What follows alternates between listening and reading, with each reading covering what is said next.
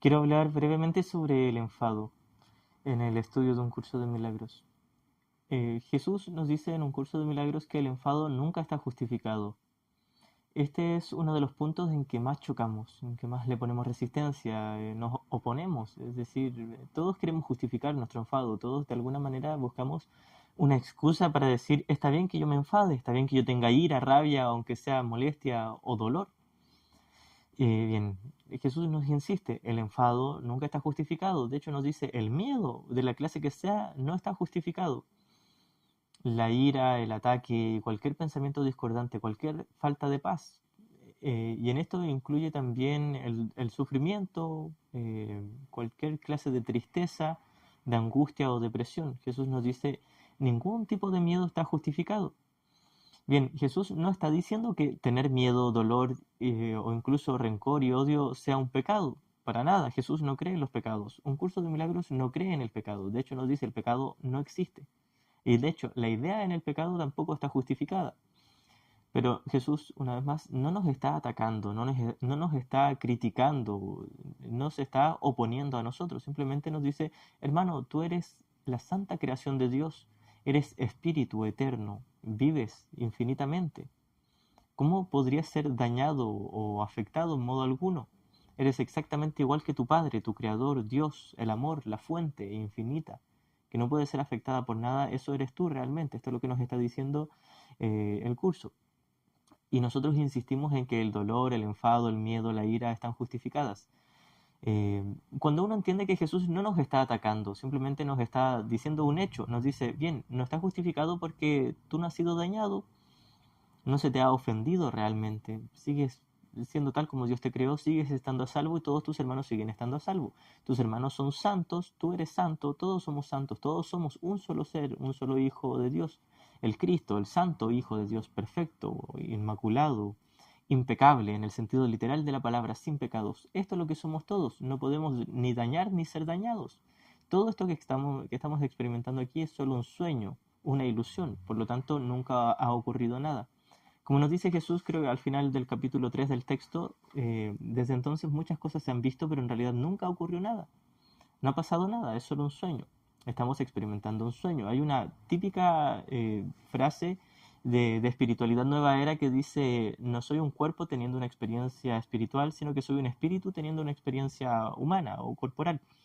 Esto es totalmente cierto, lo único que faltaría agregarle es que tal experiencia es una ilusión, es un sueño, una alucinación en nuestra mente, no es real. No solo es una experiencia momentánea, temporal, es una experiencia falsa, ilusoria. De principio a fin es una mentira. Esto es lo que garantiza de que estemos a salvo. Esto es lo que asegura que ya estamos seguros en el amor de Dios eternamente, solo que dormidos. Como esta famosa cita del capítulo 10 del comienzo, que dice, en Dios estás en tu hogar, soñando con el exilio, pero siendo perfectamente capaz de despertar a la realidad.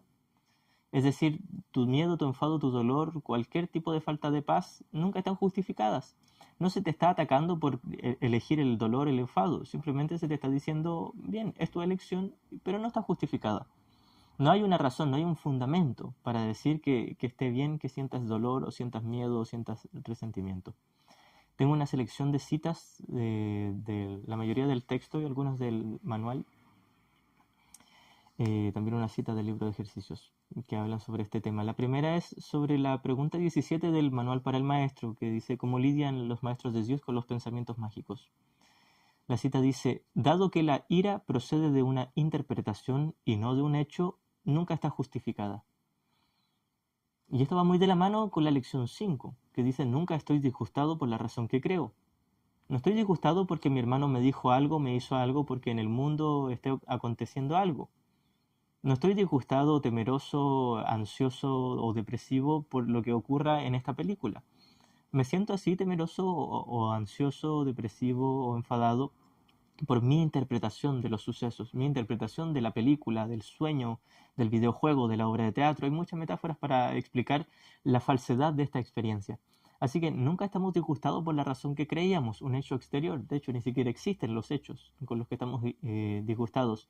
Estamos disgustados porque hemos elegido al ego en nuestra mente, la idea de separación, la idea de que todo este mundo de separación sea real. Hemos elegido al maestro equivocado. Tenemos otro maestro en la mente que es el Espíritu Santo, la voz que habla por Dios, que nos dice, hey, esto es solo un sueño, estás a salvo eternamente. Una vez que lo aceptes te vas a sentir tremendamente bien y vas a seguir con tu vida común y corriente, normal, con sentido común en tu mundo por algún tiempo, pero con menos culpa, menos odio, menos resentimiento, menos miedo, menos ataque, menos conflicto. Eso es todo. Esto es lo que nos ofrece el Espíritu Santo, la voz de la paz, o también identificado como Jesús. Jesús cumple la misma función que el Espíritu Santo, un guía, un maestro interior, la voz que nos recuerda que ya somos el Cristo todos, no solo Jesús. La siguiente cita que tengo es del capítulo 30, dice, el miedo es un juicio que nunca está justificado. Aquí Jesús nos dice que el miedo es un juicio. Yo cuando tengo miedo de una persona o de una situación, tengo un juicio de ataque contra ello. Esto se debe a la proyección de la culpa. Como yo interiormente me siento culpable, creo ser pecador o culpable, creencia totalmente falsa, pero nos la hemos tomado como verdadera. Luego negamos y proyectamos esta idea de ser pecador o culpable en el mundo, en nuestros hermanos, en alguien o en algo ahí. Y ahora vemos afuera como el villano o al menos una figura temible. Entonces todo miedo proviene de un juicio que nunca está justificado porque son juicios acerca de algo falso, de una ilusión de mi hermano y no de mi hermano en realidad, o de una ilusión del mundo, un mundo que ni siquiera existe. La siguiente cita dice, la ira nunca está justificada, el ataque no tiene fundamento. Bien, esto es lo mismo que está diciendo anteriormente. La ira y el ataque, que son lo mismo, de hecho, todo pensamiento de falta de paz es un ataque. Incluso lo que parece ser tristeza o dolor o cualquier sensación de victimismo es un juicio de ataque. Si siento miedo, tristeza o sufrimiento, dolor con respecto a alguien o algo aquí en el mundo, es porque tengo un juicio. Este juicio dice tú o algo aquí es el villano de mi película, el responsable de mi falta de paz. Tú eres el culpable, el pecador.